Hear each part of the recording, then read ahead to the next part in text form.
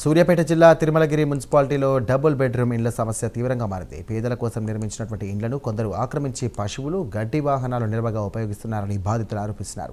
ఇల్లు లేని పేద కుటుంబాలు నెల రోజులుగా ఆ ఇళ్ల వద్దే బయట వంట చేసుకుంటూ కూడా నివసిస్తున్నారు. ఇల్లు ఖాళీ చేస్తే శుభ్రం చేసుకుని నివసిస్తామని వేడుకుంటున్నా కూడా అక్రమదారులు ఇక పట్టించుకోవడం లేదని వారు వాపోతున్నారు.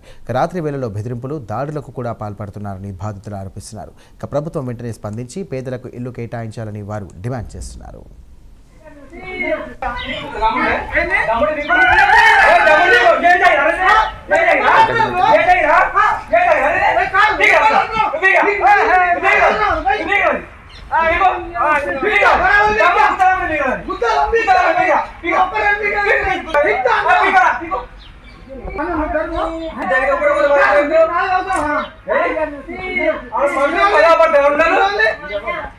మొత్తం ఇల్లు ఉంటే జనాలు ఉంటారు, పబ్లిక్ ఉంటారు, వీళ్ళందరూ ఉంటానికి వస్తే మొత్తం ఆడలను మొత్తం నెట్టేసి కొట్టేయడం జరుగుతుంది. కర్రల దాడి చేస్తున్నారు మనుషుల మీద. కిరాయిలు కట్టలేక మీకు ఎక్కడి హక్కు అనుకుంటా వస్తున్నారు. బర్రెలు కట్టేసరికి మీకు అన్ని కట్టింది అని వాళ్ళంతా ఎలా కొడుతున్నారు మీరికి.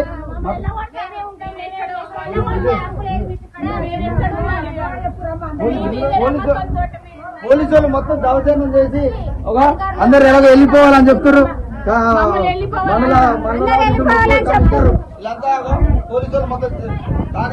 తిరుమలగిరి పోలీస్ స్టేషన్, తుంగతుర్తి నియోజకవర్గం. ట్రాక్టర్లు పెడతానికి మనుషులు లేక అప్పుడున్న రేవంత్ రెడ్డి గవర్నమెంట్ గొర్రెలను పెడుతున్నారు. మొత్తం గడ్డాలు పెడతారు, ఒక గడ్డాలు పెడతారు. పరదలు కట్టి ఉండడానికి మొత్తం ఒక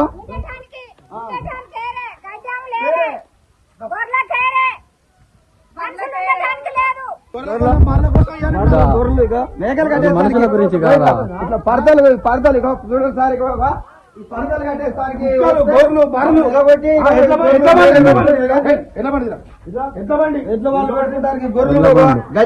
మనుషులు ఉండడానికి నీడ లేక మనుషులు బాధపడుతుంటే గొర్రెలకు, బర్రెలకు